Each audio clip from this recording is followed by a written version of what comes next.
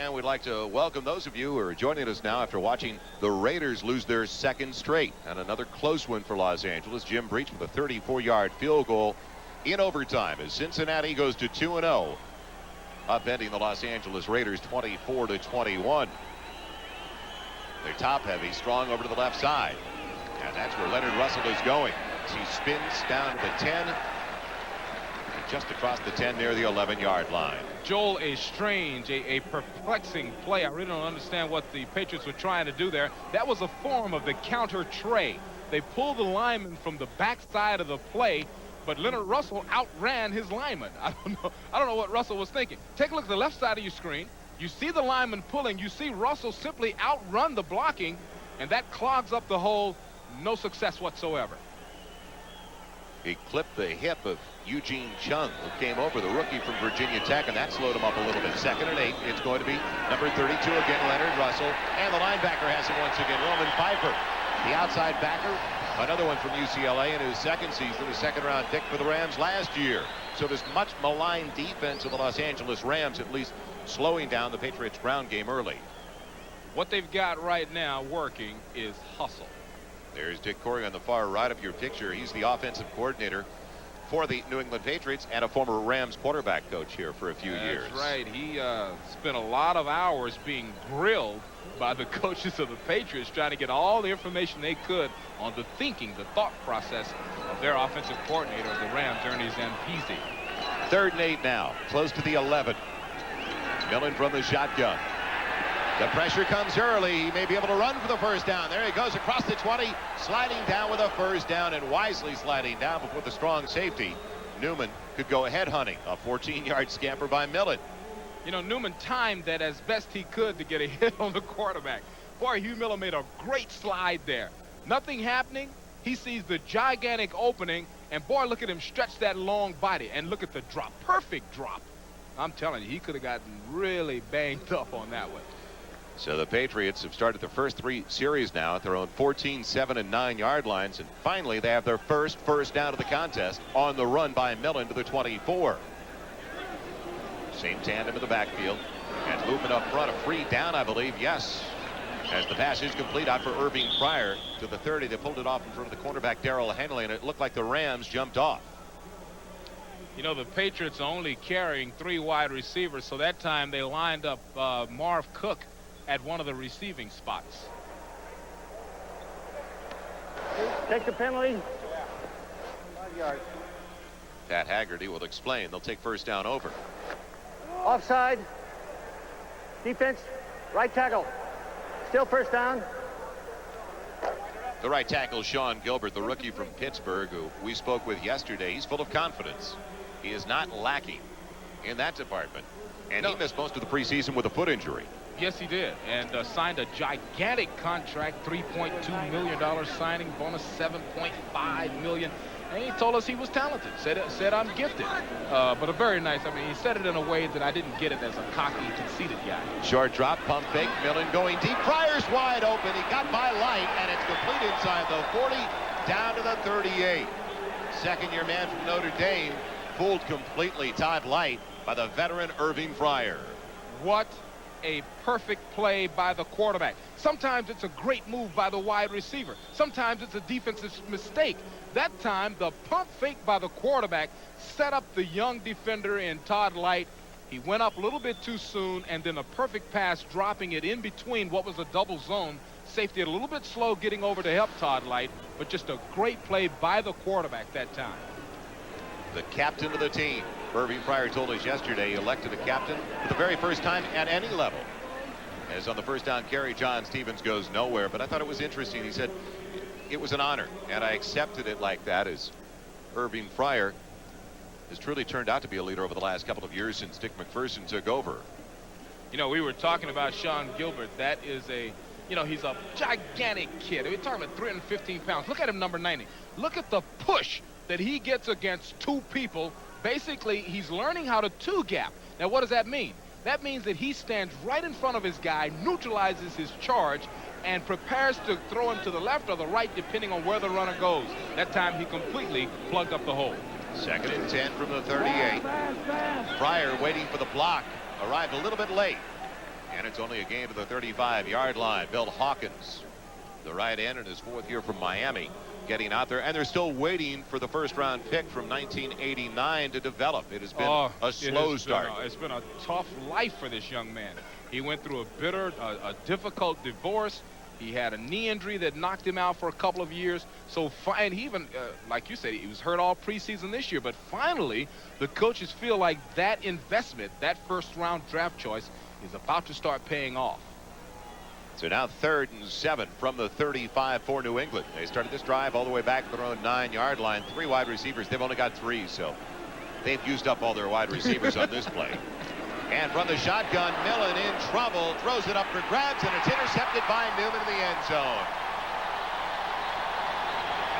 It'll be a touchback. The pressure came from Michael Stewart. Now that's one that he would like to have back, folks. That was a young quarterback mistake. In trouble, eat it. Don't just sling it out there. Still no score. Late in the first quarter. Be right back. The NFL on NBC is brought to you by Mitsubishi, bringing you a full line of award-winning automobiles. Mitsubishi, the word is getting around.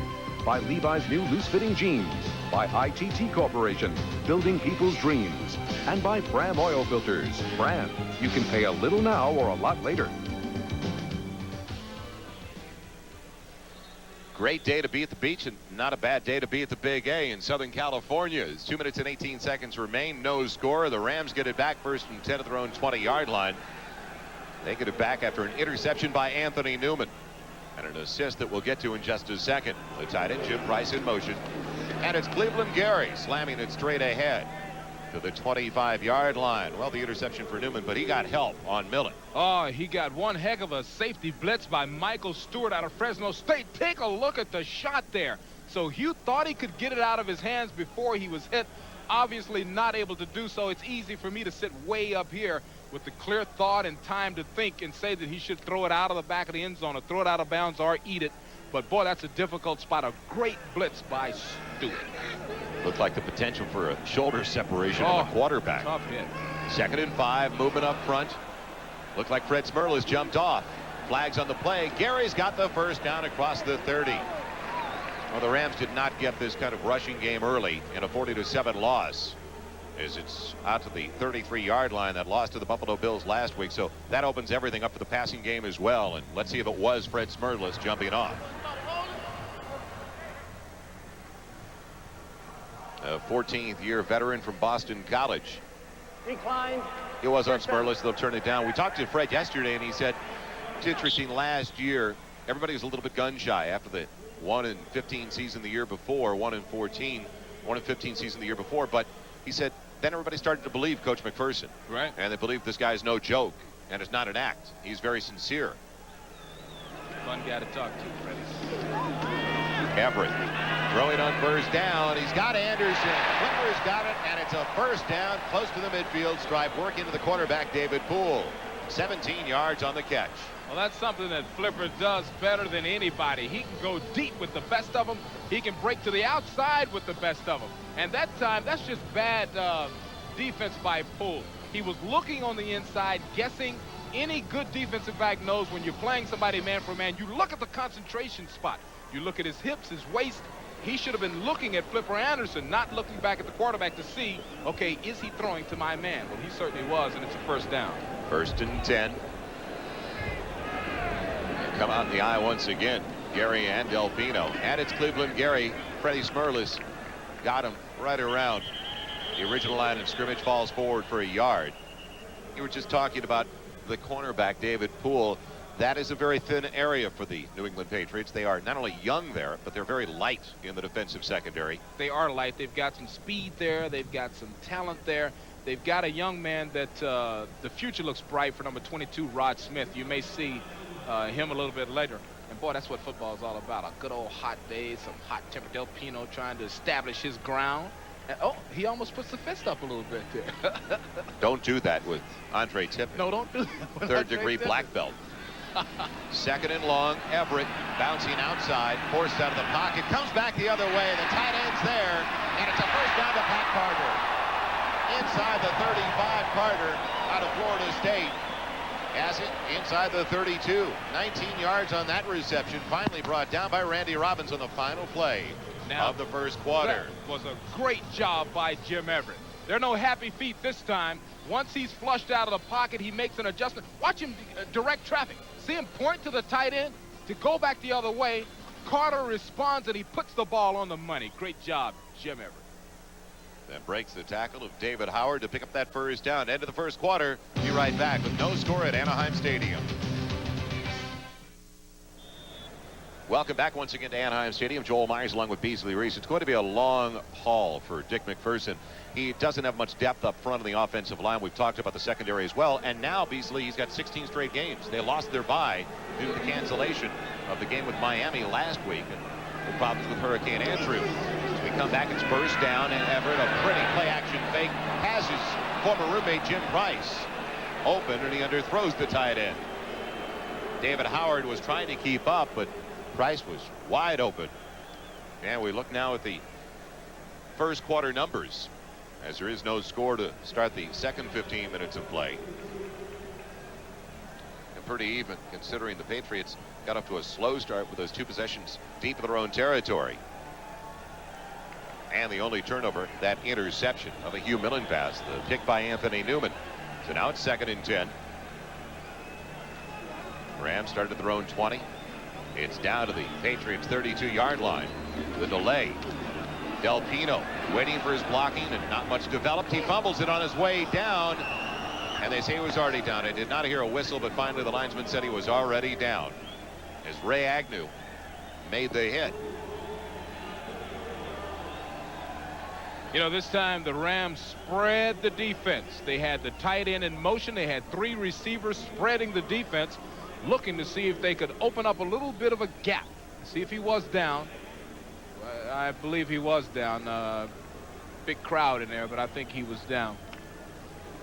So now it's going to be 3rd and long. I should say I'm sure he was down. The referee said he was down. There's no instant replay. They are the law. Let's go to the instant replay booth for that one.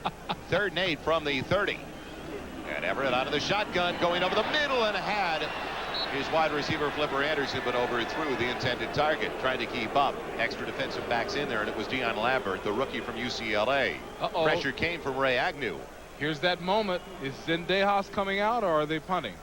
It'll be a long field goal try for Tony Zendejas, and he tries to tie the NFL record with this attempt.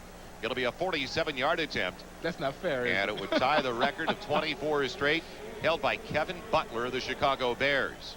Can he do it from 47? That's a long try. And it looks like he's pushed it. Yes. It is wide to the right side, so Butler's record is intact. Zendejas does not etch his name into the NFL record books. You'd hope that it was a 35-yard, a 30-yarder, 47-yard try. That's tough. But boy, what a great kicker he is. So the first miss for Tony Zendejas since the 1990 season, and it's still scoreless at the Big A.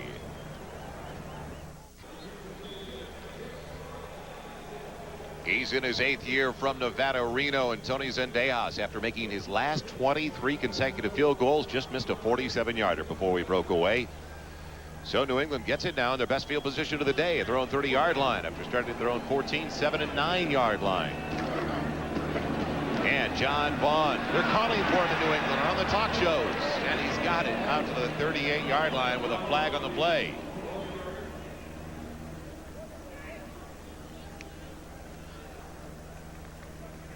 Another look back at the field goal attempt.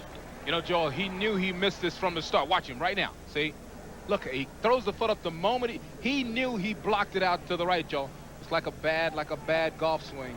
Holding, number 63, offense, first down. Gene Chilton, the center, called for the hold. So they can't stand that good field position. Now they take it back to the 20-yard line.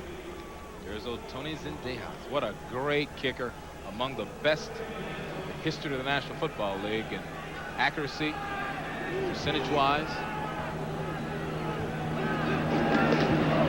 The running back falls down, busted play. John Vaughn, now he's in the dirt portion of the infield, the baseball stadium here at Anaheim Stadium. It's not covered until, well, the Angel season has been over for a long time, but they can't officially cover it and put the grass in yet. Oh, that was cold. He's like right at that, what is that, second base area? And tries to start, and whoop, there he goes.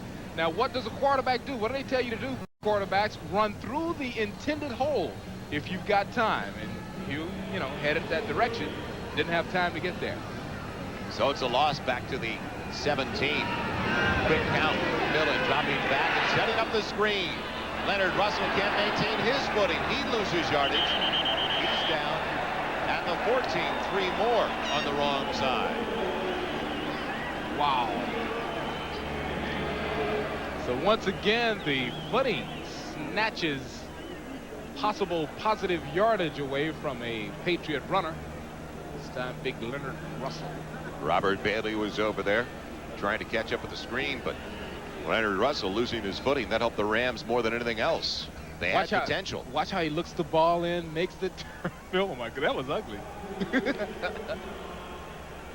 He's such a graceful athlete. You don't expect Keeps to see his that. footing. He's got the left side sealed off with that initial block, but instead 3 more on the loss. And now it's 3rd and forever, 3rd and 26. It is Leonard Russell. He is stacked up at the 20, falling to the 21-yard line. Gilbert and Pfeiffer making the hit. Smart play there by the Patriots that time. You don't have a play in your playbook for 3rd and 26. So what they do is they try to catch him by surprise, get a little bit of that back, punt it away, and let the defense do what they're paid to do. Smart play. New England didn't score last week, but they had an excuse. The Rams, they only got 7. They don't have any excuses, and it's still scoreless with 11:45 left in the first half. Vernon Turner waiting for the punt from Sean McCarthy. The thing that McCarthy does well is he punts the ball very high. He gets great hang time, giving the coverage time to get down there. This time he misses it. A wobbler from the 38 for Turner. And he rolls up the 45 down at the 47. 9 yards of the return for Vernon Turner. Joel, the Rams have not taken advantage of great field position. They've had it all day. Be right back with 11:25 left in the half. Welcome back to Anaheim Stadium. 11 1/4 left in the first half. Joel Myers, Beasley Reese, and a first down for the Rams at their own 47. The best field position to start a drive so far. And it's going to be Cleveland Gary. Not much on the ground. You could tell that they wanted to go to the ground game when we were talking to him yesterday. Let's look back at that punt return. Vernon Turner trying to get a head start. Take a look at his eyes. Your eyes should follow the football down comfortably into your arms before you take off. They got away with one that time. What if a defender was right on top of him? It would have been a fumble. It would have been a fumble. There should be a slight bend in the knees. The eyes and the head should move down into the arms, tuck it away, and then go. Getting a little bit ahead of himself. 2nd and 7 after that gain of 3 by Gary. The delay. Gary for 2 down to the 48 and back to that thought I was just getting to. When we spoke with the offensive coordinator, Ernie Zampisi, yesterday, you could tell that ground chuck was starting to seep in. He said, you know, we gave up on the ground game a little bit too early last week against Buffalo. Even when we were down early, 20-7, we should have tried to run the ball a little bit more. You're looking at Ernie Zampisi now. He's the guy on the right side of your screen. And, you know, he said that when you fall behind, you should try to get it back a little bit at a time. But he said sometimes that, you know, he gets crazy. You want to just sling it out there and get one right quick, especially when you got a talented arm like that man. 3rd and 5 for Everett and the Rams from the New England 48. Will they waste this great field position? Everett with time and throws it way over the head of Henry Eller. So the Rams 3 snaps and out, and give credit to the defensive unit. And were those happy feet there again for Everett? Let's take a look at a grown man weaving his craft. Number 78, Jackie Slater, on the left side of your screen, working against Andre Tippett. Gives him a push, rolls back. That's one of those veteran blocks. I'm down, and you're not going to get over me. He's the only one of the Rams. 17 years he's been doing that. Only one of the Rams who played under Chuck Knox in his first tenure here. Gibson lets it head over his head, and into the end zone it goes for a touchback. They tell you to stand at the 10. If it goes over your head, let it go. And statistically, it usually will bounce into the end zone. And let's not forget, that's good field position for New England so far today at their own 20 with 9:49 in the left in the half. The NFL on NBC is brought to you by the new Mazda. Mazda, it just feels right. By cold filtered Keystone, Keystone Light, and Keystone Dry. Bottled beer taste in a can. Wouldn't that be great? By Nike, who encourages you to just do it. And by First Brands Corporation, makers of Prestone Advanced Formula Antifreeze. So far, the story today, not the offensive unit, but the defensive unit for the New England Patriots, as the Los Angeles Rams on 3 of their first 4 possessions have had the ball to start the drive outside of their own 40-yard line. Now, can the offensive unit start to pick up the pace for Dick McPherson's squad? Pryor going in motion on 1st and 10 from the 20. He's in as he releases it, and it's complete for the first down. It's past the 30, going to Michael Timpson in his 3rd year from Penn State. Well, those California connections there for the New England Patriots.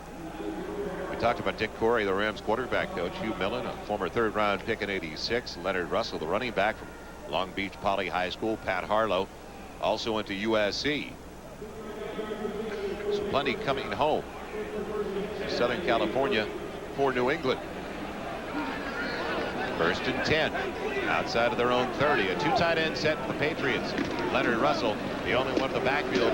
He gets the call, and he's tripped up after a gain of only 3 to the 33. The Patriots are really mixing up the formations, the play selection. The play before, they used 4 shifts and had John Stevens lined up as a wide receiver. On the play we just saw, they had Ben Coates in as 2 tight ends and really, used a 2 tight end offense and powered it on the inside with the counter trade. It's a good mix, and just it kind of keeps the defense thinking, keeps them off balance a little bit. So Dick Corey, the offensive coordinator, going up against his former team. Now in a passing situation. Does he keep it on the ground on 2nd and 7 from the 33? It'll be a short drop and a quick toss by Millen. Irving Pryor goes up to get it. Short of the first down by a couple of yards to the 38. Hit by Light and Henley. And we've seen that play 3 times. We've seen that quick screen out to a receiver on the outside 3 times. The reason is that they are playing a soft zone, the Rams are, and you expect that cornerback to be covering the deep 3rd. But what happens is they are breaking up really quickly on the play, and they're very active from the linebacker position. Take a look at Kevin Green.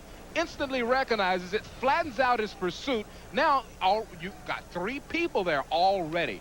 Good hustle, good pursuit, and a great gutsy read by Todd Light to play a guy as fast as Irving Pryor that closely. 3rd and short, 3rd and a couple. They're throwing once again, and it's complete. Russell hangs on. He's got the first down to midfield. Good grab. It looked like he lost it and got it back in. That was a good grab. It was also a nice little sliding side step. Little bitty subtle things that athletes do make them special. And once again, Millen, the only thing I don't like is it kind of instantly turns to one side. Great grab. Now watch the slide step up to right there.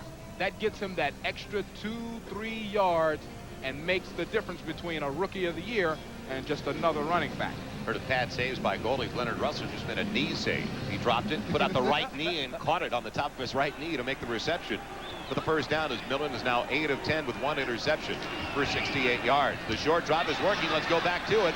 Irving Pryor gets almost 6 as they work on that right side, the left defensive side for the Los Angeles Rams. And Darrell Henley, the corner on that side, for the reception. Once again, they are expecting Todd Light to be in the deep 3rd, and they figure that an athlete like Irving Pryor is going to command some respect and get that corner to play deep.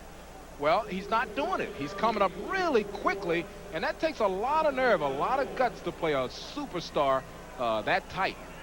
Good reaction by Todd Light. Good reaction by the defense. Yeah, we talked about a young secondary for New England, a very young secondary for the Los Angeles Rams. Leonard Russell with a big hole over to the right side. First down yardage inside the 40 down to the 36-yard line. Best drive so far for the Patriots. They did get it down on one occasion to the Rams 35 before the interception. Now they've got it first down to the 36. That's a play they run very well. Now take a look at the blocking of Marv Cook. You know him as an all-pro receiver.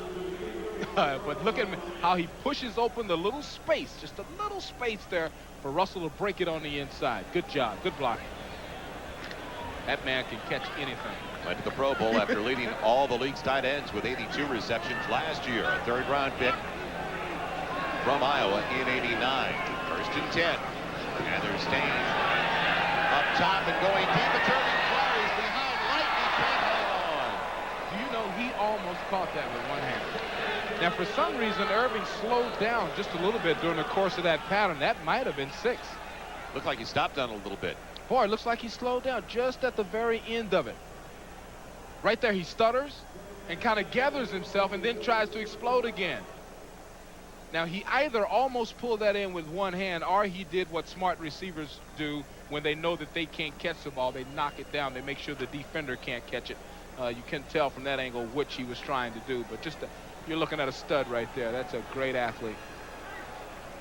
John Vaughn, the running back, splits out wide right, and Kevin Turner in there for the first time. The rookie from Alabama, the third-round draft choice. Quick catch, and the toss is good. It's complete for a first down on 2nd and long to Michael Timpson. Inside the 25 to the 24. So now they're exposing the young secondary as opposed to trying to pound it between the two tackles all the time. They're doing some business over there, and let me tell you what they're setting up. Let me tell you what's going to happen here. They're going to do that same play, pump it, and go before this day is done. They've thrown about 6 quick hitches to the outside receiver. Pretty soon, we're going to see him fake it. It's going to be a hitch and go. Could be a great highlight. Let's see if that happens later on. Still no score with 4 minutes and 40 seconds left in the first half. Deepest penetration so far, though, for the Patriots. First and 10 at the Rams' 24-yard line. Turner started in motion to lead the way. And John Vaughn couldn't get away from that last tackle as Roman Pfeiffer got him, along with Bill Hawkins, and Henley came in. You know, I'm impressed with this Rams defense, and you know, we have mentioned that it's a young secondary, but they've done a good job against some good receivers. And the most impressive thing about the Rams defense so far has been the hustle, the pursuit angles, the pursuit to the ball. I thought it was interesting when we talked to Hugh Millen yesterday, and you talk about only 3 wide receivers for the New England Patriots. He said he's not worried about injuries as much as conditioning, that they'll wear down in the long run. It's a great point, because most people don't realize that receivers run 30-yard sprints and then jog back to the huddle on every play. That takes its toll. McMurtry in motion, play action for Millen, dumps it off. McMurtry's got it, drops it. It's loose, and now they say it's incomplete. We showed you a punt returner trying to catch a punt and go before he really had it securely placed away. That time McMurtry did the same thing. Excellent play there. Excellent play they had working, but he tries to catch it and make the move before the ball is actually tucked away. Looked like he may have taken a step there. Uh-oh. But the whistle blew. It's incomplete, and the rookie, the first-round draft choice from Pittsburgh for the Rams, big number 90, Sean Gilbert, the injured player on the field. Be right back for a progress report. Can the Patriots keep the drive alive? It's 3rd and 7 from the Rams' 21. Millen out of the shotgun with time, going back the other way, and it's just barely knocked away by Light. He wanted Michael Timpson. That was a great football play coming up at just the right time by Todd Light. Number 1 draft choice, talented athlete, and man, did he break in on that ball well. You know what? The Rams must have been really sweating. How'd you like to have $7.5 million land on the ground? Now take a look at the right side of your screen. You see number 90 in front of number 63, and it looks like the beginning of a chop block, but it only catches Gilbert's ankle. So as a result, he's okay. They're putting some more tape on it, and he should be back in the game. 38-yard field goal attempt by Charlie Bauman, and it's wide left. So the shutout continues.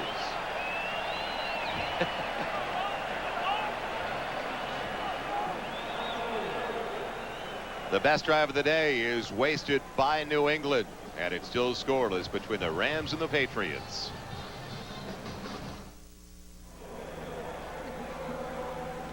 You know, take a look at what you see here. This is an illegal block. Now, Chilton, the center, will set up, you know, boy. Dump off on the screen, complete to Delpino, past the 25 to the 28 near the 29 on that first down play for the Rams. And Gilbert has an injured left ankle. He missed the last 3 preseason games because of the identical injury, an ankle on the left side. Now you can get a real good look at this play. Number 90 is in your screen. That's Gilbert. Chilton sets him up. You see the right guard come down for the chop block. That's illegal, and it gets the ankle, the same ankle that has been bothering the first-round draft chart, $7.5 million sitting over there with a sore ankle now. Second and short, movement up front, and a dead ball foul.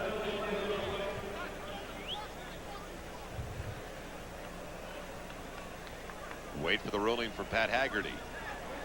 Encroachment. Defense. Nose guard. So Tim Goad picking up the 5-yard mark off in his 5th year from North Carolina, a starter since his rookie season for the New England Patriots. He'll need some help today in this heat. He's got it. Fred Smerlis backs him up at that position. So now it's a first down for the Rams. And it's at the 34-yard line. Everett with time. And it's knocked down. He wanted Flipper Anderson. Good coverage all the way by Maurice Hurst. Well, that's a special play. It's one of the most difficult things to do in this world, to line up out there and cover a guy with the talent of a Flipper Anderson one-on-one, and it couldn't be done any better. Shaky beginning for Jim Everett, 3 of 9 for a total of 42 yards. He had his problems last year. They talked about the happy feet with good reason, considering an 88 and 89 as they ice up the left ankle of Sean Gilbert. Now 88 and 89, Everett led the league in touchdown passes. Cleveland Gary had ideas about bouncing it outside, didn't try to turn the corner, took it inside instead. And he gets it up to the 38-yard line for a gain of 4. Hurst and Howard combining on that stop as David Howard, another one coming back to Southern California. A young man that went to Long Beach Poly High School in his 8th year out of Long Beach State. So now it's going to be third in a passing situation. 2:24 and the clock moving left in the first half. Still no score between the Rams and New England. And it's 3rd and 6. Everett has the time again, and he's got Jim Price, who can't hang on. Howard trying to cover the outside backer, but it should have been held on to by the tight end. The Patriots were in a double zone, had 2 safeties covering half the field, everybody else zoned underneath. And when you do that particular defense well, there's only one place to go, and that's underneath. Was not successful. Good breakup by the defense, breaking up toward the receiver. So now Bracken is going to be punting it away to Michael Timpson. Young man out of Penn State waiting back at the Patriots 18-yard line. Bad news for Rams fans. We've just learned Sean Gilbert is going to have his left ankle x-rayed at halftime. A beauty by Bracken. He's got a bit of a tailwind inside the 5. Here comes Timpson across the 10. And he's put down by Kevin Green again on the special teams at the 15. Green doesn't like to miss many plays, does he? No, well, that's you know, when you've got your star linebacker running down on special teams, putting on, you know, that's a great example for everybody else. And there was a mistake there. That's what Irving Fryer, I promise you, is telling him. He never should have caught that ball inside the 10. Still no score at the Big A. Don't forget, coming up at halftime, Bob O.J. and big number 99, Dan Hampton. Can't wait to see the Danimal in there at the Domino's Pizza NFL Live halftime report. Stick around for all the scores on week number 2 of the NFL season. And we have reached the 2-minute warning. Sean Gilbert on his way to the locker room during the break. Well, there goes $7.5 million investment by this organization. You don't want to see him riding out here. Apparently he's okay with it. There goes Leonard Russell on first down. And he spins his way across the 20 out to the 21, short of the first down by a couple of yards. Timeouts remaining. Full complement for each team. Patriots with 3, the Rams with 3. And the Patriots in their 2-minute drill. 1:35 and counting. Shotgun, Millen in trouble. He eludes the pressure, buys some time, and he'll run, but will not pick up the first down. Just a little bit short. Roman Pfeiffer forcing him out on the far side. Little time conservation by running out of bounds to stop the clock. 2nd and 1. Actually, it'll bring up 3rd down. 3rd and 1. As Coach McPherson is sending in the plays, you see Scott Zolak. Tommy Hodson has got his back covering up Zolak. They're always trying to steal those signals in the NFL, we know, especially in this matchup. 3rd and a yard. The ball outside of the 22. Things going basically as expected. Many felt it was going to be a low-scoring affair. The delay for Russell. He's got the first down to the 25. Now they need to stop the clock. And Millen will call a timeout using the first of the Patriots 3 in this half. So we'll be right back to Anaheim, California, as the Patriots try to get on the board in the final 2 minutes.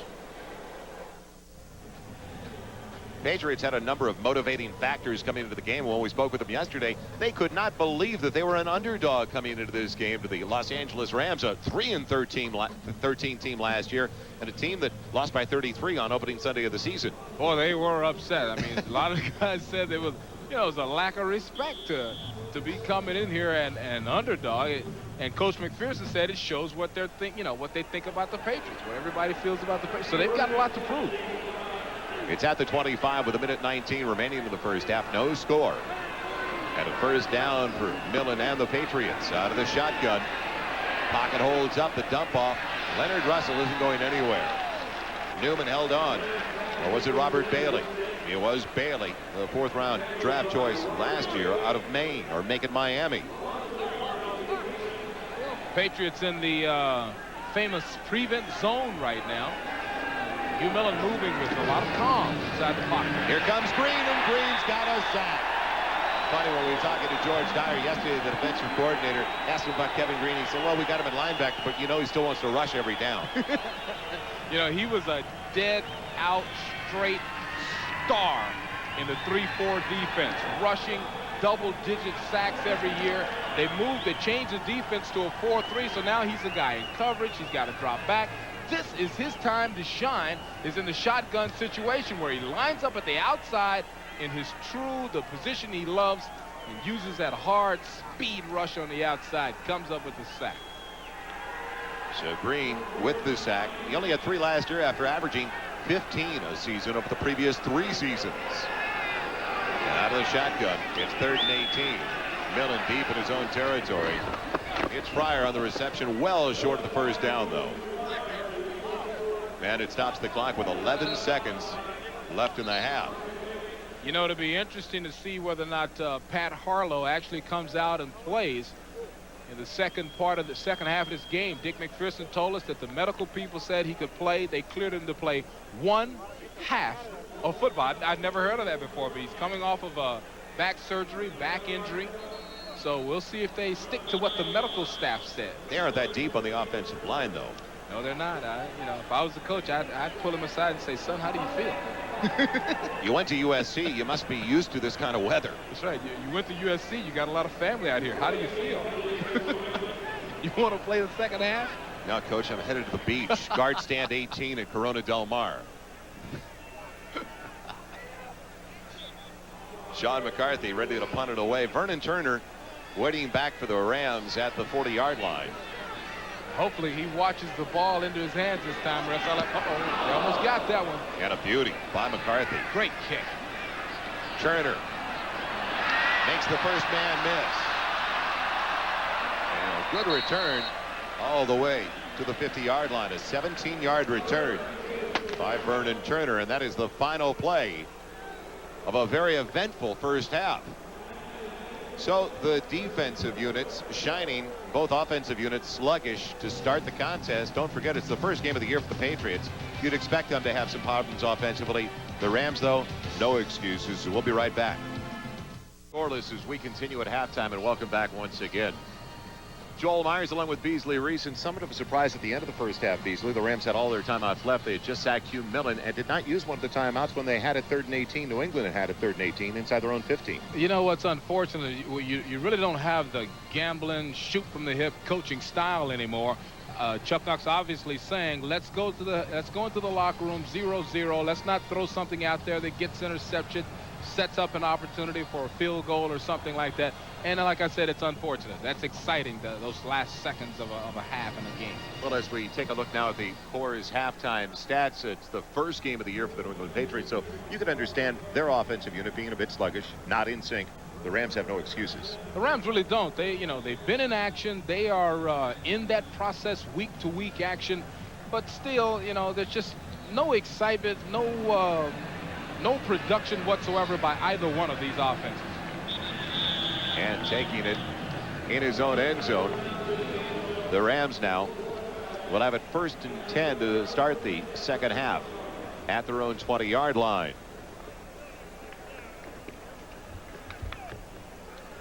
So Jim Everett producing no points in the first half. And the passing department, Everett only 3 of 10 for a total of 31 yards. Flipper Anderson going in motion. Linebacker came, they picked him up, and it's almost intercepted by Vincent Brown. Now you hear a few boos coming out of the crowd, and once again, that was that example of the happy feet type of reputation that Jim developed over. Look at the rush by Tippett. Now that's the reason, that sight out of the corner of his eye, hops around a little bit and kind of slings it. He doesn't really step into the throw. There's no body behind the throw. As a result, it's an errant pass. So now it's going to be 2nd and 10 at the 20. Cleveland Gary. Nothing available over on the right side. Good lateral pursuit by the front 7. And a gain of maybe 3 at the most for the Patriots, or for the Rams on that run by Gary. David Poole coming over. Now we start to find out who's doing the best job as coaches. Both coaching staffs took a look. They take photos of the formation. They take tendency charts. They go in at the half. And now when we come out, we'll see who makes the right adjustment that springs something free offensively. Will it be Chuck Knox? Or will it be Mr. McPherson? 6 defensive backs for New England. On 3rd and long, 3rd and 7 from the Rams 23. Everett going deep and has Flipper Anderson behind the cornerback. It's complete. He beat David Poole all the way to the 36. 41 yards on the completion. Alas, a highlight. I mean, finally we get somebody that springs free.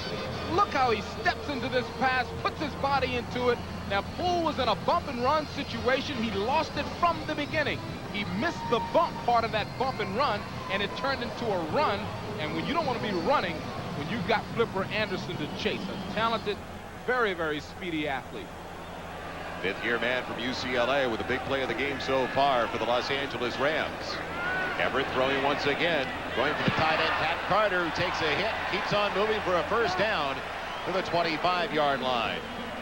Dangerous pass, tough play, tough receiver makes the catch. That's one of those zone principles that I was talking about earlier in the game, where you've got a player in the flat, you've got a player on the outside, so you're gonna get a hit when you catch this ball.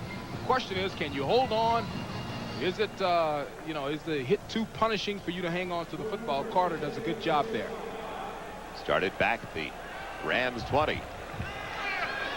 Now it's the 25 of New England. 1st and 10 for Los Angeles. Cleveland Gary slamming it up the middle. And he's got 5 to the 20-yard line. We just received word that Sean Gilbert, the big defensive tackle for the Los Angeles Rams, does not have a fractured left ankle. He has a sprain, though, and he will not return to action today. And that from a young man who missed the final 3 preseason games due to a turned left ankle as well.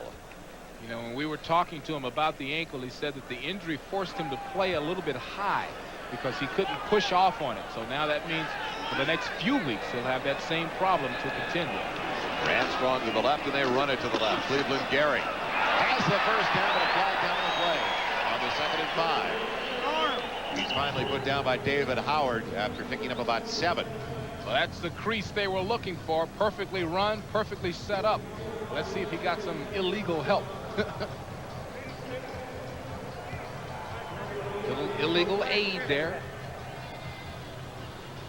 So now it's going to be a loss of 5. It'll bring up 2nd and 15, or a loss of 10 rather.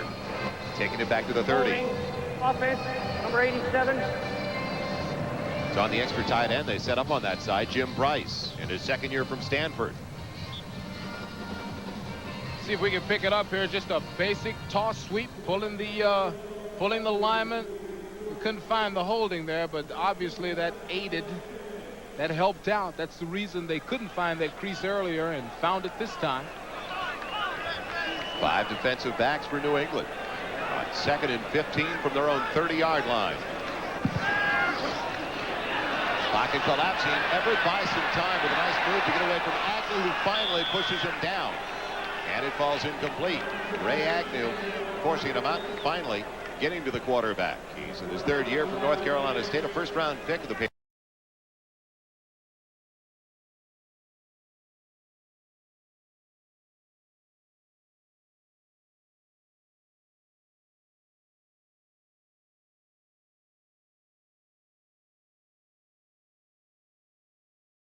Patriots in 1990.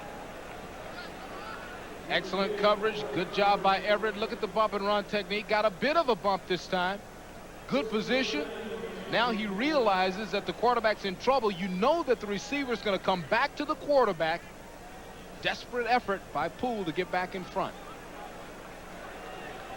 3rd and 15. And one more defensive back coming in. 6 in the coverage for the Patriots. Everett with all day to throw this time, and he dumps it off underneath. It's complete. But Chadwick well short of the first down marker. Now that's going to be recognition, I would think, by the quarterback as his last resort, and it still looked like he had time as his last resort to go for the short one when he needed 15. Beasley. Well, that was you know, the situation forced him into that time. He looked downfield. You know, I think he did sit in there long enough. And what they do on a play like that, you know, the quarterback doesn't read the entire field. He turned to the right side. He knows that his last option is going to be dragging from the left to the right. And that's the only one he had to hit. It's going to be a 39-yard attempt for Zendejas. He missed earlier, and he pushes this one to the right. He missed from 47 yards out. So now, after making, over his last 2 seasons, 23 straight field goals, he has missed his first 2. 1992. Patriots have them right where they want them. No score at the Big A. The NFL on NBC is brought to you by Hertz #1 Club Gold. Nobody offers you faster service in more locations from coast to coast. By Castrol Syntec, the new synthetic oil that protects in ways other oils can't. By Canon, the #1 copier company, and the new power in high-volume copying. And by Oldsmobile, the power of intelligent engineering.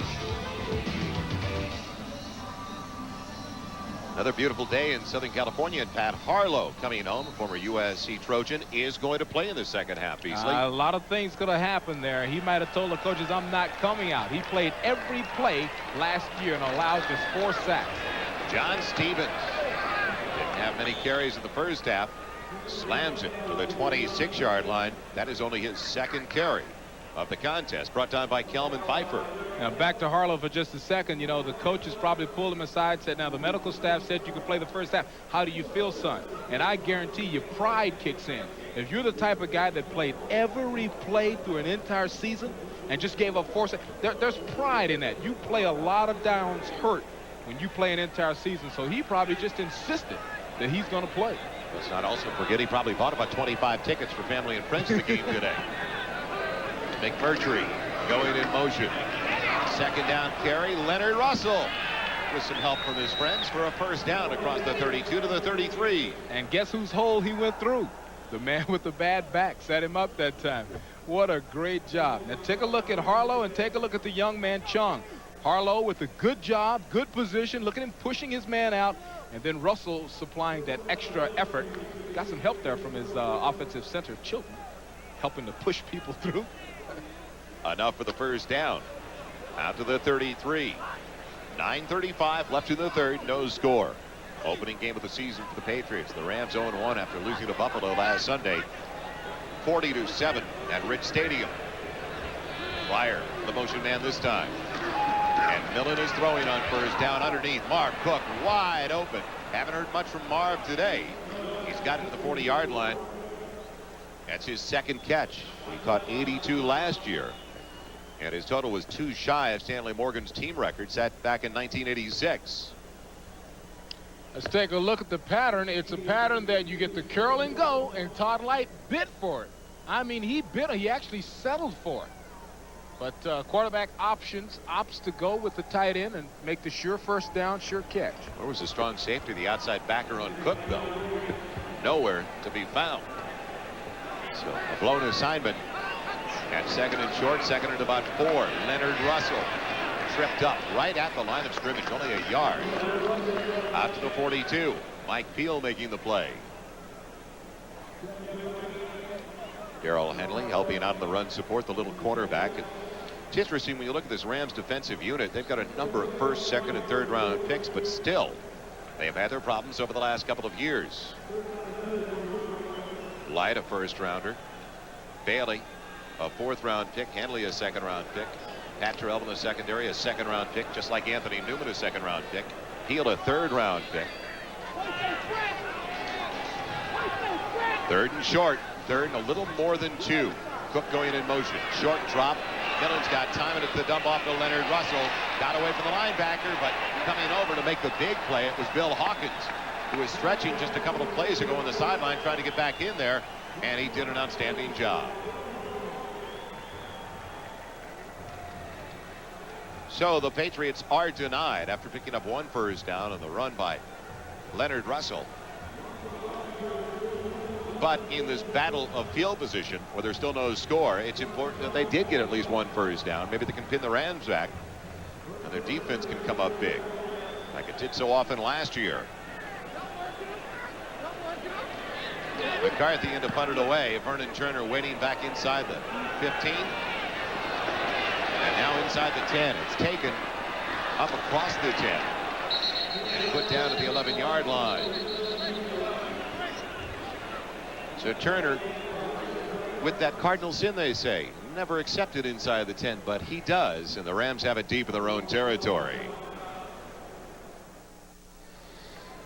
Chuck Knox, ground Chuck for so many years in Seattle, and when I talked to him yesterday, Beasley asked him about running backs, and in particular because he doesn't have anybody coming to the forefront here in Los Angeles, and he reminded me the best ones don't need the greatest line in the world. He said Cookie Gilchrist, he went from Buffalo to Denver a long time ago, the old AFL days. He didn't take his offensive line with him, as Chuck pointed out. He said, well, Cookie, behind what many consider just an average offensive line in Denver, still got 1,000 yards. They're still waiting for a Ram back to take charge. Cleveland Gary dives ahead for 4 to the 15-yard line. But they've been waiting for somebody to come through. Gary, maybe David Lang, the backup there is Alpino. They just picked up Troy Stratford as well. He was waived before the start of the season by the Kansas City Chiefs. There's David Lang, who had a decent preseason, 2nd year from Northern Arizona. Their leading ground gainer, believe it or not, as we look at Robert Delpino, 5th-year man out of the University of Missouri, was Marcus Dupree. But he was released before the start of the season. We talked to the coaching staff. They just felt that he was too one-dimensional. Couldn't do other things like block and catch the ball for them. Everett throwing on 2nd and 6. It's Gary. And he can't make the first man miss. Former Long Beach State 49er David Howard on that stop. And we've got a critical play coming up as we see extra defensive backs coming in. Jim Everett has got to make a great play here. They need a first down. I guarantee you that the members of that defense of the Patriots were saying, we've got to stop them down here. We've got to hold them down in this hole in order to give our offense an opportunity, give them good field position. And this is the way New England likes to play, that their defense sets everything up. The Rams had the outstanding field position in the first half, couldn't capitalize. Delpino won't pick up the first down on 3rd and 6. And as you can see, the fans here at Anaheim Stadium love the play play selection. And I'm right with the fans. I don't understand that one, but you know, the coaches spend hours looking at film, and they may have recognized a tendency in their study during the week that they thought they could capitalize on. So I'll go with that and trust their experience and knowledge, but still, that play call looks a little questionable. It's going to be the 5th punt of the afternoon. Bracken doing an outstanding job. Michael Timpson waiting back. He had a 17-yard average last year. They need a great return here. And another beauty by Bracken. Timpson from the 31. Good return by Timpson. And he takes it all the way to the 45-yard line. So now the field position the Patriots were looking for, they received after the defense came up big. A 54-yard punt and a time out of the field. No score, but the Patriots in good shape when we come back at their own 45. This is by far the best field position for the Patriots to start a drive so far today. It is their second possession of the second half. Still no score at Anaheim Stadium. Joel Myers along with Beasley Reese. Russell, the only one to the backfield, is John Stevens. Goes out wide. Millen is throwing on first down, and the ball is not free, and the Rams recover. Pfeiffer recovering.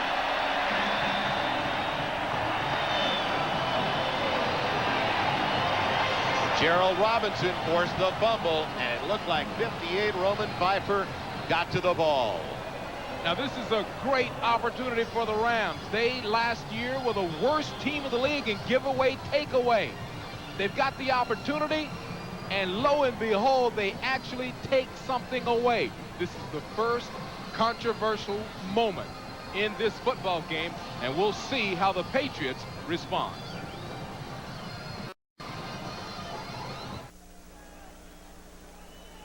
Plan B signing from San Diego last year, Gerald Robinson, making the big play for the Rams defensively. Take a look at Pat Harlow, left side of your screen. He goes right around Harlow. Now for Hugh Millen, he steps into the pocket thinking it's a moment of safety. He doesn't see the fact that Robinson's made a speed rush around the corner. Everett with time. They picked up the blitz, going for Anderson. He's behind his man, and there's interference in the end zone. He was working on Jerome Henderson. Jerome Henderson with great position.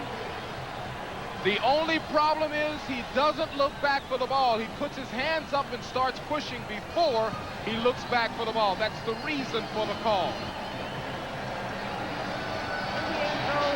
First and goal on the 1-yard line. And Flipper almost came up with the ball anyway. Flipper made a great effort. That young man right there was in great position. As he gets a little older, he'll learn that right now you turn. He knows the ball is coming. Flipper slows down. That tells him it's an underthrow. You must be able to read the body, the speed, the reaction of the receiver to know where the ball is when you're caught in that situation. Turns out to be a 43-yard penalty. First and goal. Gary up the middle. He's in. Touchdown, Los Angeles.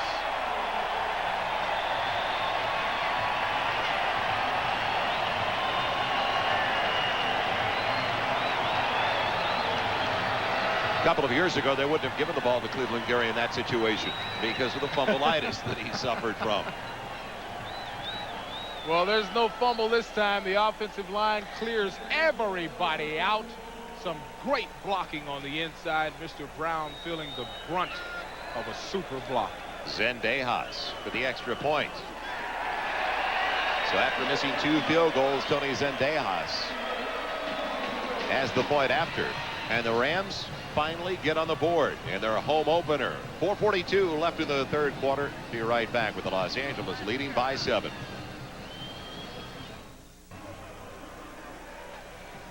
I'd like for you to take a look at this block. It comes from the right guard, Joe Malinchik. It's a fold block. He comes around and watch what he does to Vincent Brown. That's a perfect block.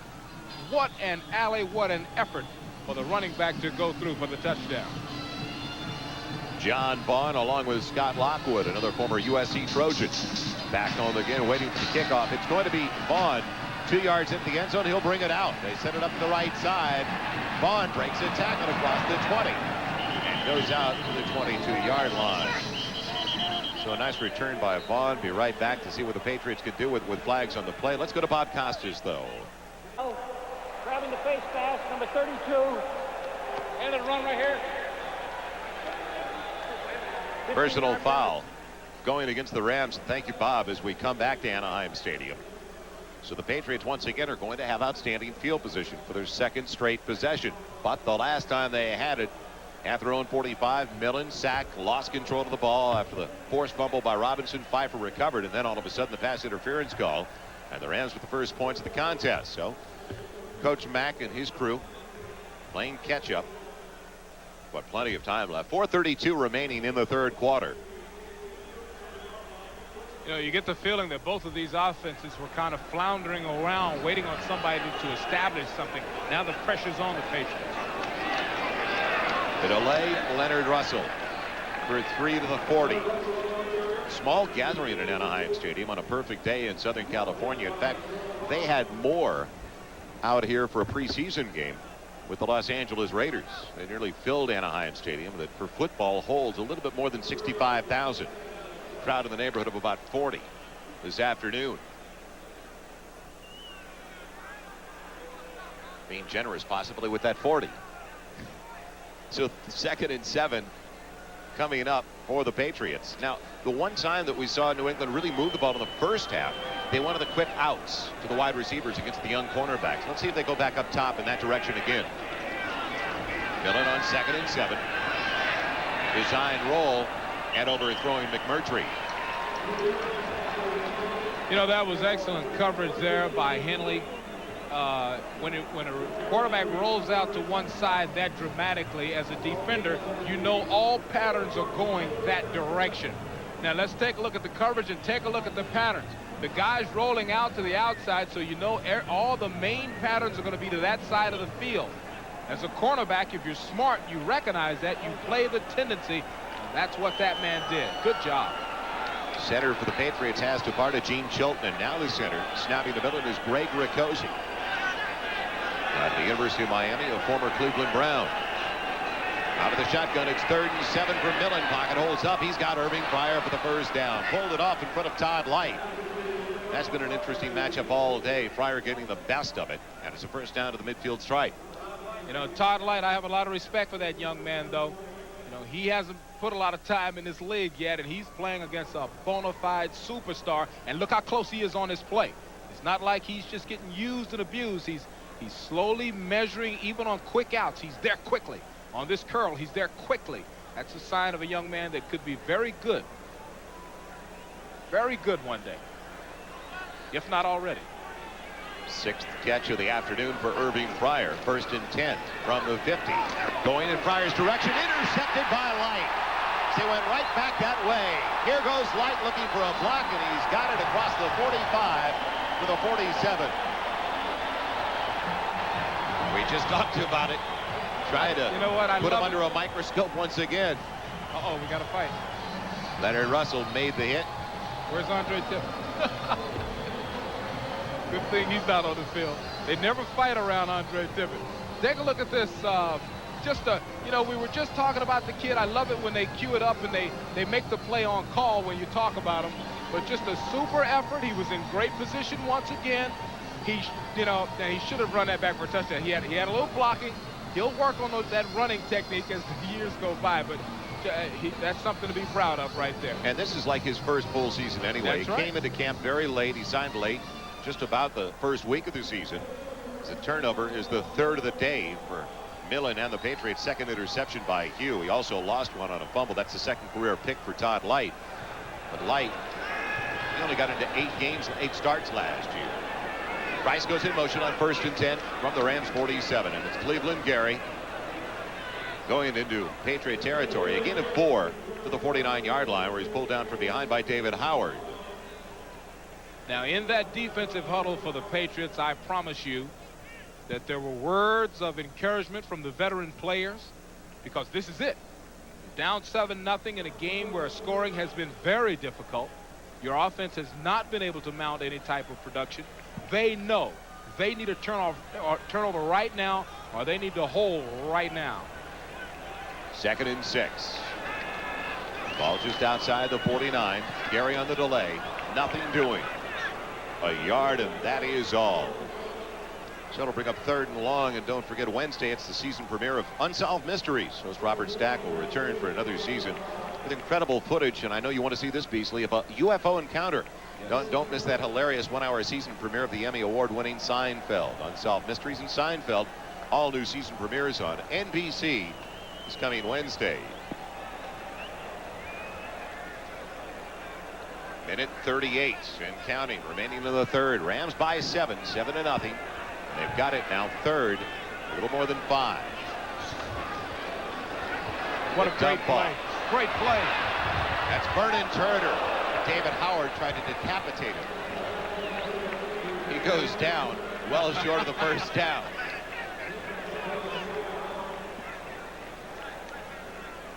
Well, what a great setup and a great play. The receiver comes from nowhere.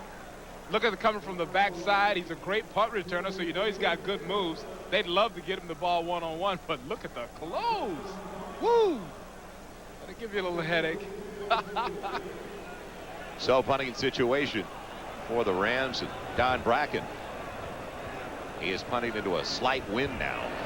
And the Patriots go for it and almost get it. Maurice Hurst so close as Timpson calls for the fair catch. Near the 14. Maurice Hurst is on the ground in disgust. Boy, that was the play they needed. That was the one they needed right there. It must have gone through his hands. Let's take a look and see how close he came. Oh, right there. He was right there. Sometimes you're so afraid of roughing the kicker that you're a little more careful than you really have to be. Well, next Saturday on NBC Sports World, witness what has been called the world's most dangerous triathlon, a grueling escape from Alcatraz. Plus, the top dragsters burn up the track at the National Hot Rod Association's U.S. Nationals in Indianapolis. That is next Saturday at 4 Eastern on NBC. Joel Myers along with Beasley Reese. 1st and 10 for the Patriots, their own 14-yard line, and 3 wide receivers. The only 3 on the roster for the Patriots in the game right now with 40 seconds left in the 3rd quarter. Millen, short drop. Irving Fryer in front of Darrell Henley has it to the 21-yard line. A gain of 6 on the reception.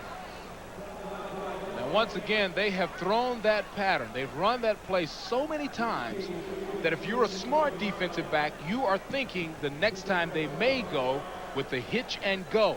Now, the Patriots are using their no-huddle offense. They had some success with this last year. Should be the final play of the quarter. Leonard Russell hammering his way close to a first down. He's a yard short, though, to the 24-yard line. And that last play looked like Irving Fryer may have taken a helmet to the knee. There's the gun ending the 3rd 15 minutes of play. We'll be right back to Anaheim Stadium. A 7-0 lead for the Rams. We'll be back after these messages from your local station. Second-year right tackle from USC, Pat Harlow, finally taking a break now with the offensive unit out there. That means Greg Riccozzi, who was just in at center, is going to be over the right tackle position. Double tight end set on 3rd and short, 3rd and less than a yard.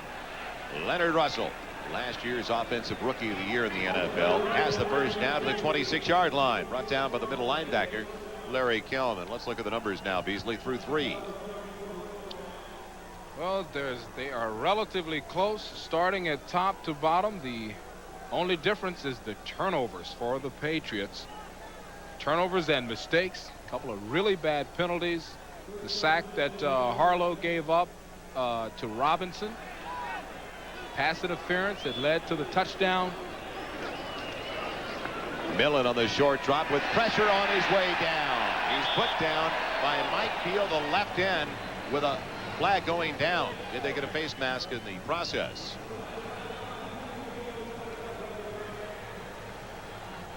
It is a face mask call.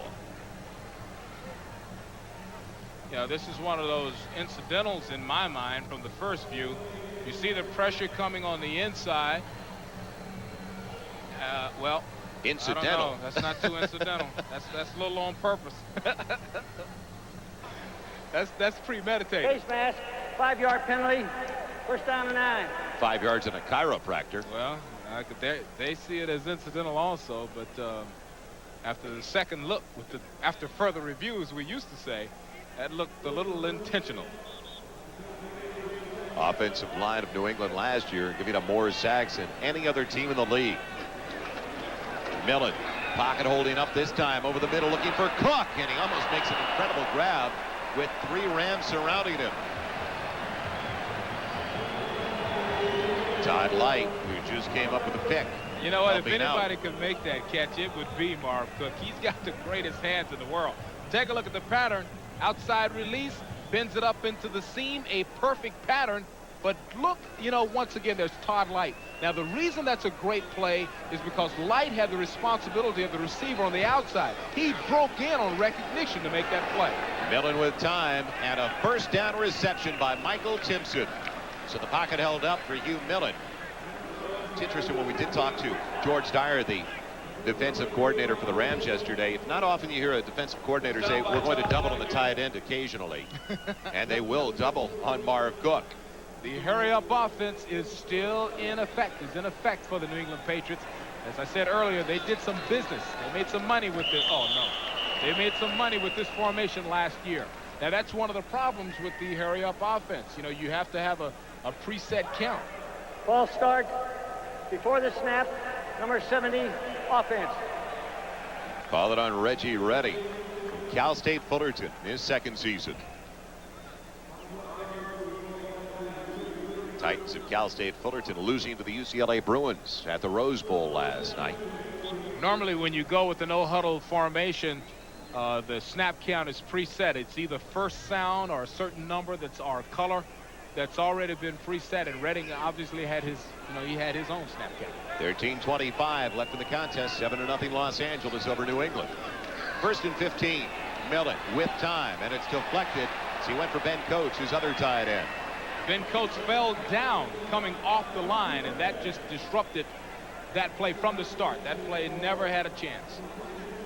It's interesting when you talk about Cook. Everybody also added that Ben Coates could start for a lot of teams in the NFL, but he's behind Marv Cook here. Boy, I didn't know that about Ben, but the players say that he is a great athlete. Second and long. Second and 15. Millen for Fryer, and it barely batted away by Light. What timing. I like that kid. What a great play. You're talking about a quick slant, 3-step drop. I mean, you don't have time to think. You don't have time to change your mind on a play like that. 1, 2, 3, boom, the ball is in the air. Look at the closing speed. Fryer actually had him by a step. So now it's 3rd and 15 for the Patriots, back at their own 31. Pressure comes. Millen in trouble, and Green's got him behind the line. Second sack of the day for Kevin Green, but give credit to Mike Peel, who forced him and flushed him out of the pocket. See, this is the situation that Kevin Green loves. When they're in a passing situation, the defense is spread out, where he's allowed to play that old position, that speed rushing position, and man, does he do it well. That's hustle. 360 turn, throws him down, and guess what? He even took his white towel away.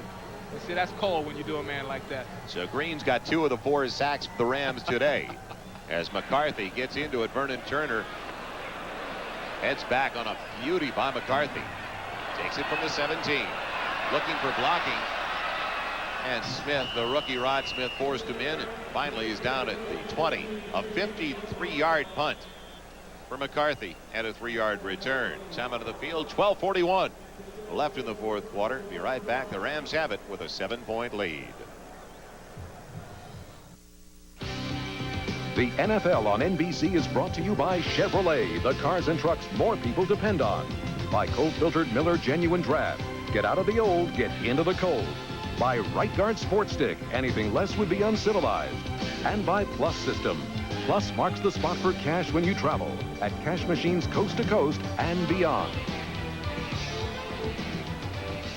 The biggest play of the game so far, it was a penalty, a 43-yard penalty on a pass interference call, and that's how the Rams got their points as they give it to Del Pino. He takes it over the left side for 3 to the 23. And welcome back once again to Anaheim Stadium. Joel Myers along with Beasley Reese. 12.5 minutes left of the contest. 7-0 Los Angeles. But that is the difference right now. That pass interference call on Jerome Henderson took it from the 44 down to the 1. On the pass interference call on Anderson in the end zone, and they took it in on the next play. The touchdown by Cleveland Gary. So the Rams try to pick up their first win of the year after losing to Buffalo.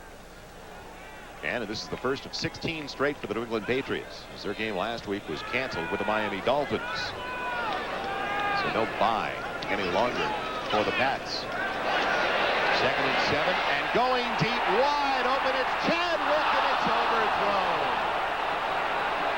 Unbelievable. I'm in shock. Well, if that was late last year, we could say that really sums up the Rams season, but it's only the second game this year. I am dumbfounded. First of all, you ask yourself, what in the world was that coverage? And what happened to everybody? Next of all, if Chadwick had have just kept running, instead of going into a hard backpedal like a free safety, he'd have caught the ball. Everett was so dumbfounded that he hugged David Howard of the Patriots. I wish I was privy to that conversation. And see, they're booing Everett, thinking that, I'm not so sure that that wasn't a good throw. Time out of the field. Be right back for the Rams 3rd and 7 with 11:54 left. A game of mistakes and frustration today. Jim Everett is so dumbfounded that they don't take advantage of that opportunity that he hugs David Howard of the Patriots. He's looking for sympathy from anyone. Anywhere. 3rd and long. Everett in trouble. He's got the first down. It's complete to Aaron Cox with a flag on the play. Now let's find out about the penalty. Is it going against the Rams?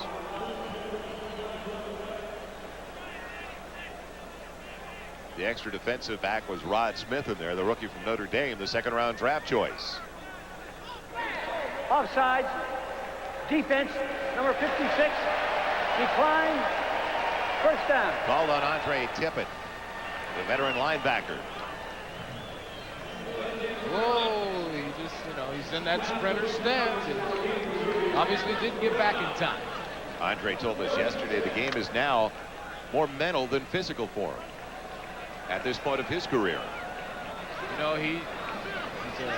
He's a student of the game more now because he's not as fast as he once was. Everett on play action. Blocked by his tight end. He wanted Damone Johnson. I think you saw Henderson on the corner of his eye as well. Well, and that's another one of those plays as a receiver. By just the way the play is formulated that people are being drawn to you. As soon as they see this dramatic rollout, all the defenders know the patterns are going that way. So you're going to get belted. Let's see if he's, once again, Jim is saying, what do I have to do here? Perfect fake, man wide open. We don't get it done. 2nd and 10 now. Henry Ellard in motion. He's not caught a pass today.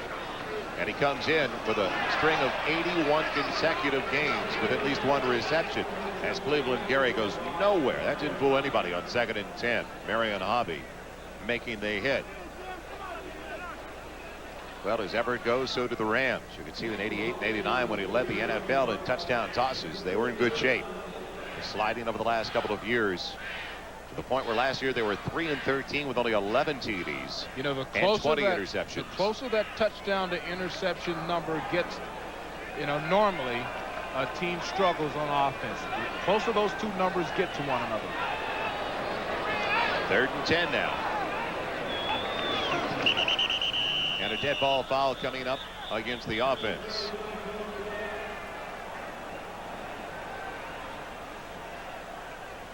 Who moved on the line? Ball start. Left guard. Offense. Before the snap. That's experience at the left guard spot. Tom Newberry, 2-time Pro Bowler.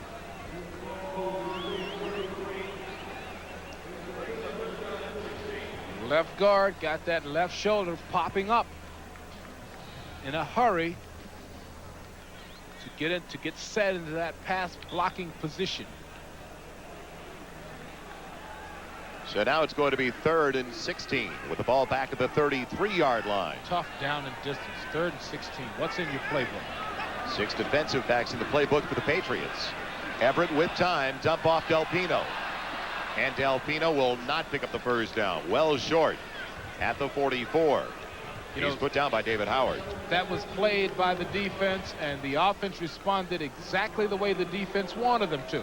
You play that soft zone on a 3rd and 16, you get way back, you invite the quarterback to dump it off short, and then you converge and make the tackle. That is what the prevent type defense is all about. That's executed well. Been a busy day for Bracken and McCarthy. Bracken ready for his 7th. Let me continue that. When the prevent is played poorly is when one of the defenders sees that runner come out of the backfield and he charges up. That opens up a hole where the quarterback can go at that 16. That time it was well played. Timpson, for some reason, takes it back at the 1. And Green's got him at the 6. Mental mistake by Michael Timpson. Horrible mistake by Timpson. That is a brain lapse. That's a brain warp. That should never happen in the National Football League. That's the 2nd time that he's caught a play, a punt that deep in his own end zone. His foot was actually out of bounds. I just don't believe this play by Michael Timpson. His feet are actually in the end zone when he makes this catch. He'll hear about that one, my friend. Leonard Russell on first down from the 6. Little breathing room, 5 on the carry. The 11-yard line.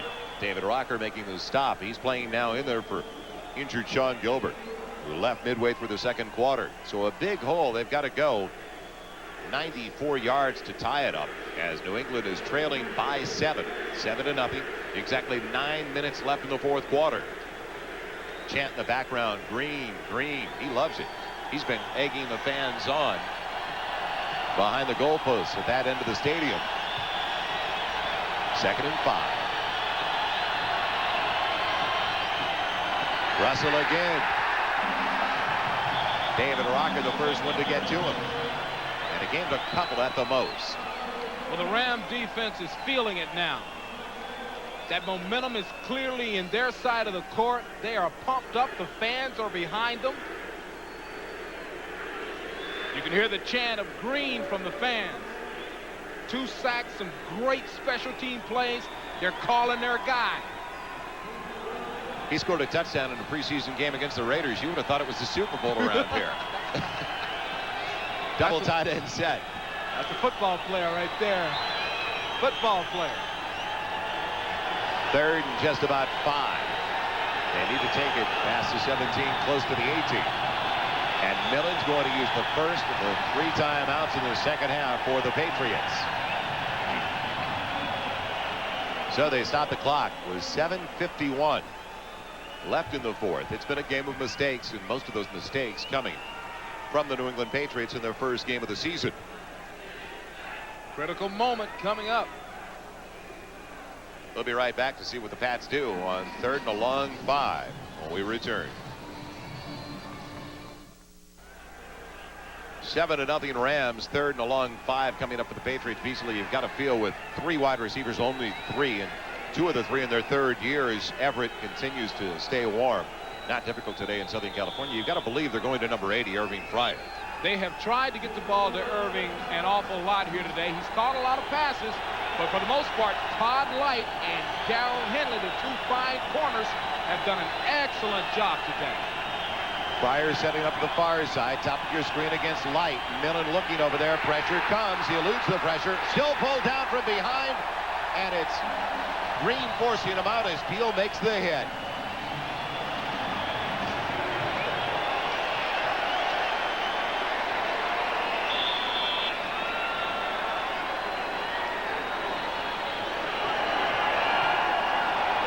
So Peel and Green having some fun with the fans behind the goalposts to that end of the stadium. No fun, though, for Hugh Millen. And McCarthy punting from halfway into his own end zone.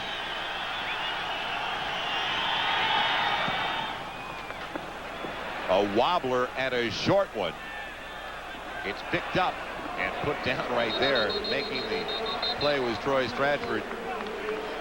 And before we come back to the Rams offensive series, let's go to New York and join Bob Costas. Thanks, Bob. What an incredible game in only the second week of the season at Candlestick Park. 1st and 10 from the 47. Del Pino finds a little seam over to the left side and gets 5 to the 48.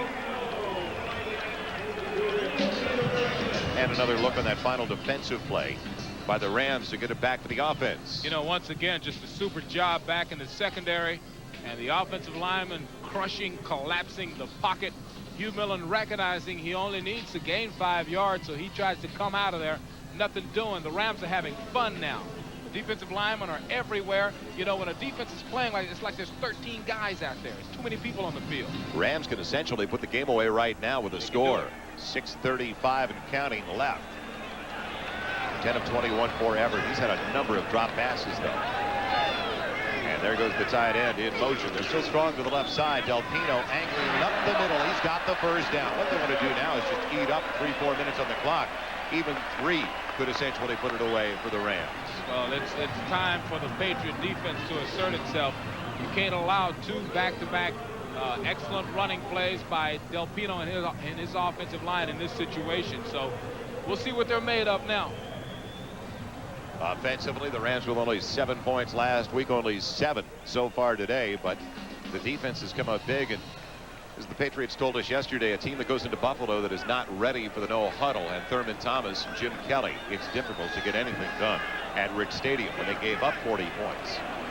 Rice, the motion man, on 1st and 10 from the 40 up New England. The counter for Del Pino. Big hole. He's into the secondary, inside the 20, and Henderson saves the touchdown.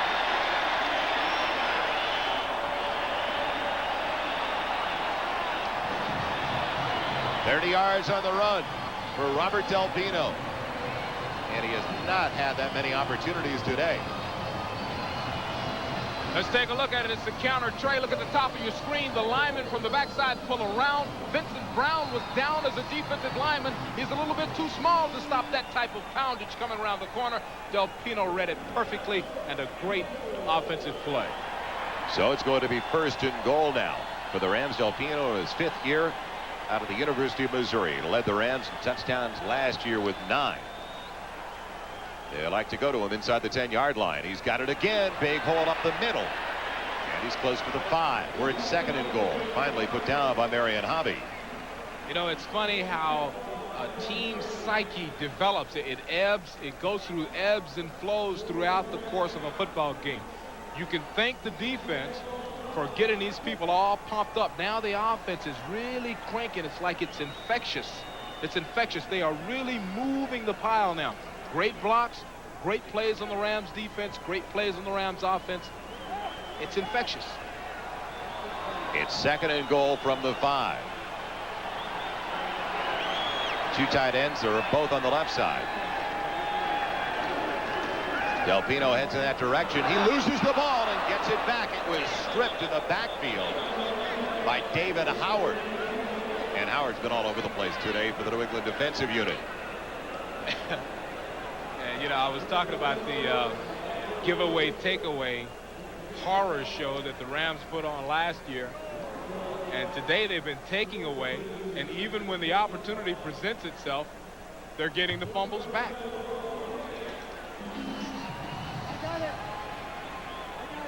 Just to reach in, Del Pino looking at the hole. Howard putting the big paw out there and bringing it down. But once again, you know, when you're doing things the right way and you're hustling, the ball kind of bounces your way. Bounce back to Del Pino. Clock still rolling for the Rams. 3:15 left. Quick one over the middle, in and out of the hands as it was tipped, going for the tight end, Damone Johnson. So now it's going to be Tony Zendejas coming in.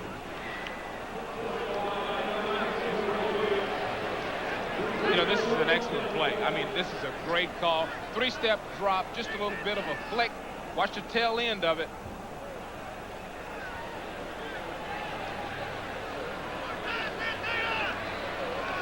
So now can the Rams go up by 10. It'll be a 25, make it a 26-yard attempt. And Zendejas, does he push it to the right? Yes. So Zendejas came into the game, believe this or not, hitting 23 consecutive field goals. He wanted to tie the record held by Kelvin Butler of the Bears, who had made 24 straight. He's got a record in the wrong direction now. It's in his mind. He's 0 for 3. It's in his head. You know, you talked about a golf swing earlier. That's right. Did he clear the left side No, again? he didn't clear the right side. He cleared the left side. He didn't clear the right side to put that draw on it. He has blocked 3 kicks out to the right, and it is just like a bad golf swing. And when you know, sometimes when you go to play golf, all you golfers out there, when the swing's not working, you try to play with the swing you took out there on the course. Well, Zendejas has not adjusted. He needs to be aiming a little bit left.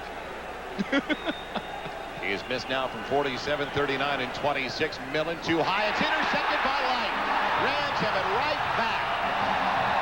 He wanted Marv Cook, and Todd Light takes it down to the 10.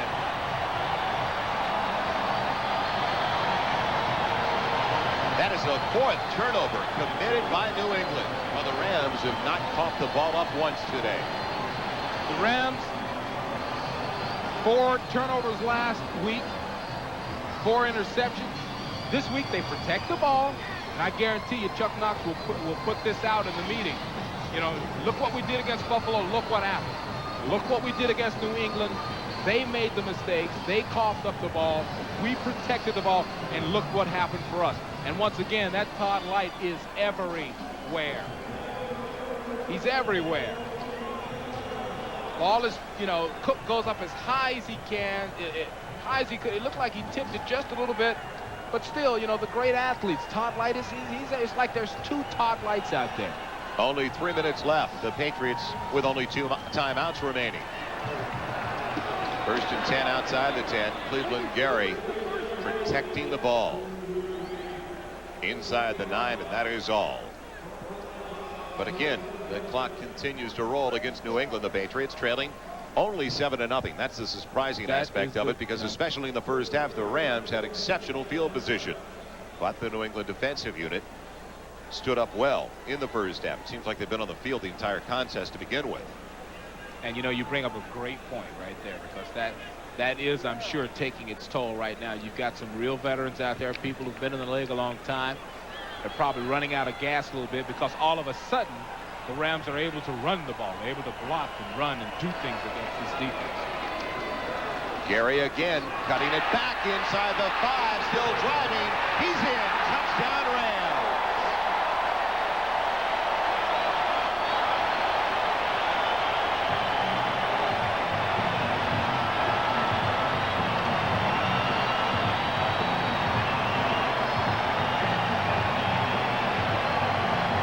A 9-yard score for Cleveland Gary.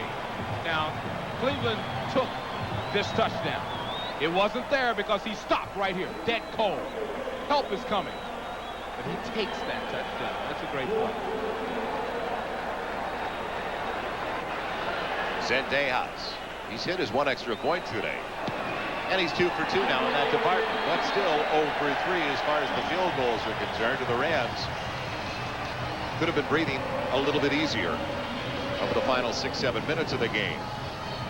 And let's not also forget that both Rams scores resulting from Patriot turnovers. They got the ball at the New England 44 after Millen was hit and fumbled the ball.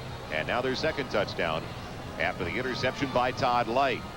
Don't forget, next Sunday, week number 3, and more activity from the NFL. It all begins at 12:30 Eastern with NFL Live. And some of you will see these same Patriots playing host to the Seattle Seahawks, others with a matchup of a couple of the great quarterbacks in the NFL. John Elway of the Broncos battling Randall Cunningham of the Eagles.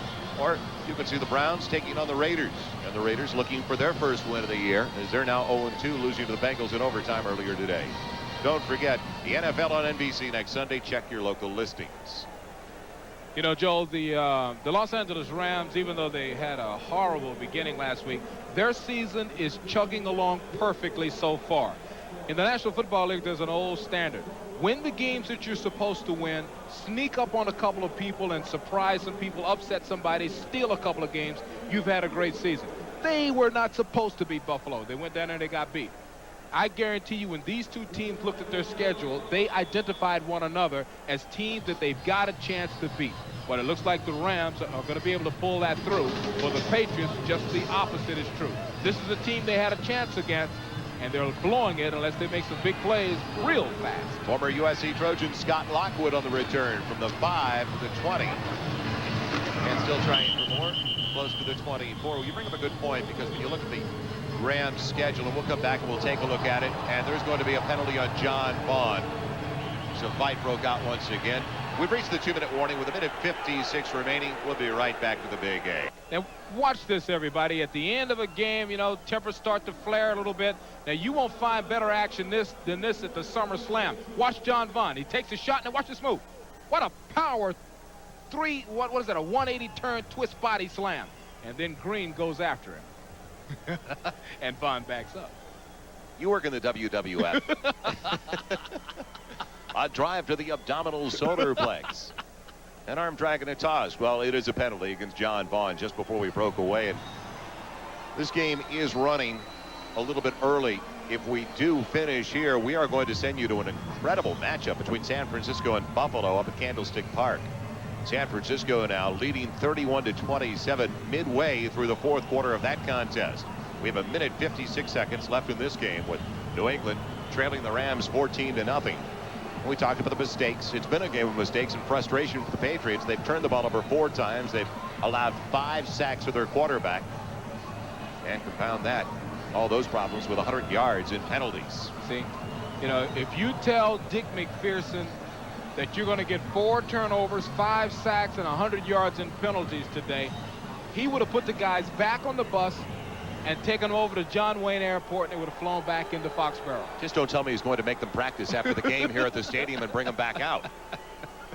Now, you also mentioned that the Rams desperately needed this game. Yes, they did. They've got coming up Miami, yes, the Jets, San Francisco, and New Orleans over the next 4. If they don't win this game, all of a sudden Ram fans are going, 0-6 to start the season. Oh, so it goes back to, you know, every NFL head coach I ever played for would bring this up at the beginning. You have to win the games that you're supposed to win, the games that you have a shot at winning. There's certain people that are just too good. The Buffalo Bills right now are too good for certain teams in the National Football League. You know, what you need to do is sneak up on a couple, and then you can do well. The Knox legacy. Only coach to win 3 division titles. Rams, Bills, and Seahawks. And they're hoping in his second stint with the Rams he can right the ship. They've had their problems over the last couple, and there goes another sack of Milling. This time Gerald Robinson, who's in there for Bill Hawkins. And he gets him just outside the goal line. You know, that goes back to what we were talking about a few minutes ago. All of a sudden, this Rams team is like sharks in blood. They can smell victory.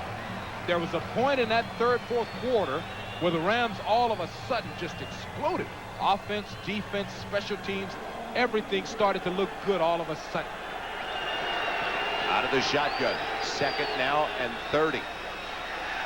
Leonard Russell still on his feet across the 10. No quitting that young man. Out to the 11-yard line, brought down by Michael Stewart.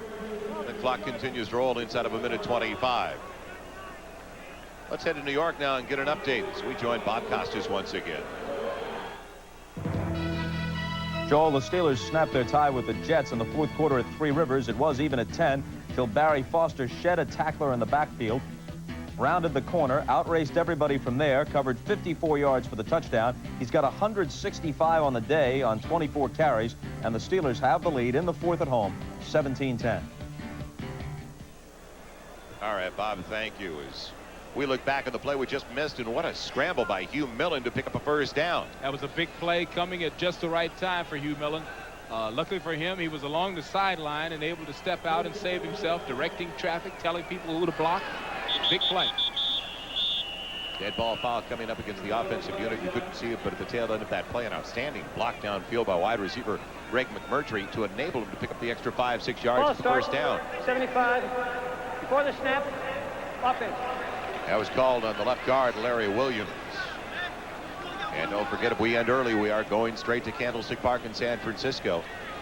The Bills are trailing the 49ers in the fourth quarter, 31-27.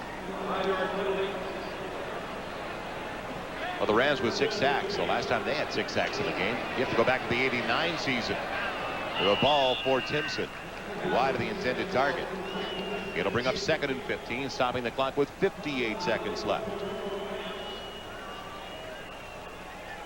You know, I don't know if I'd be throwing the ball to Todd Lightside. I know that, you know, organizations really don't look at, they don't identify too many players unless you're a Kevin Green who's having a hot day, or a Lawrence Taylor who's having a hot day. You don't really identify a certain player and stay away from him. But I think in this case, the way Light has been playing today, I'd look for some things over the middle and to the other corner. Millen on 2nd and 15. Looking for Timpson. It's complete, and he's got the first down to midfield. Much better move, you know, going to the other side away from Todd Light.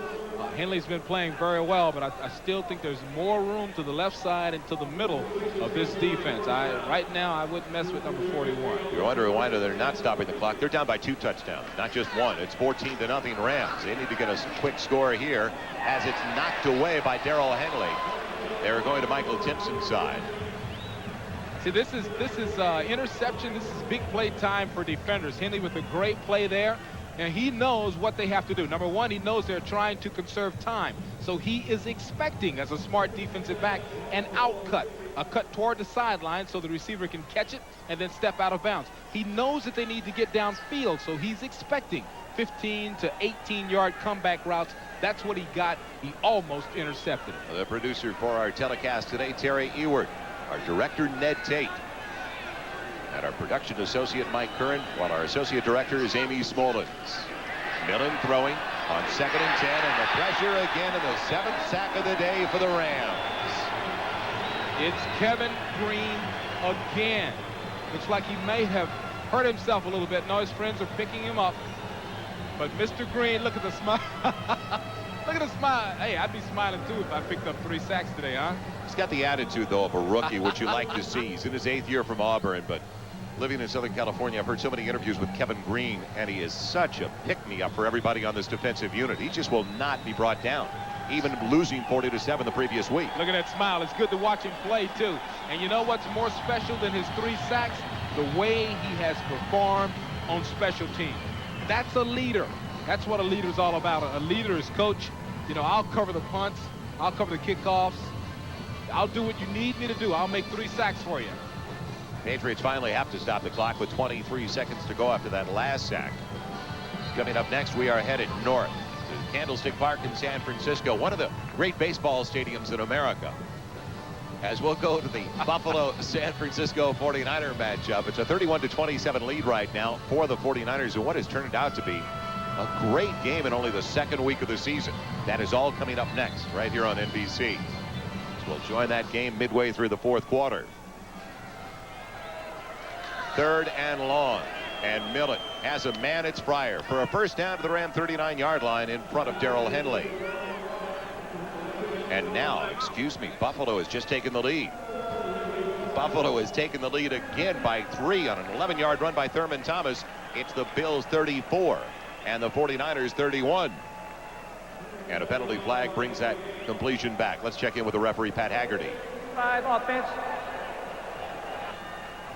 Sounded like holding on Larry Williams, the left guard, once again. 13 seconds left.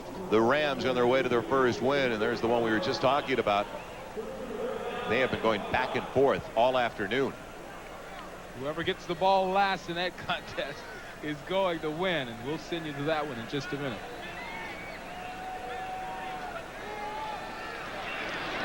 Millen in trouble again.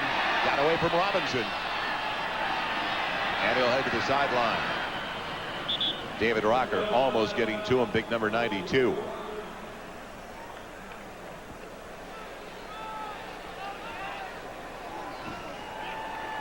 Tough day. Just look at the jersey. Tells you the whole story. Forget about 7 sacks. There was a lot more than just 7 sacks. Plenty of hits after the release of the pass by Hugh Millen. Hey, you notice all the dirt's on his back? Wow.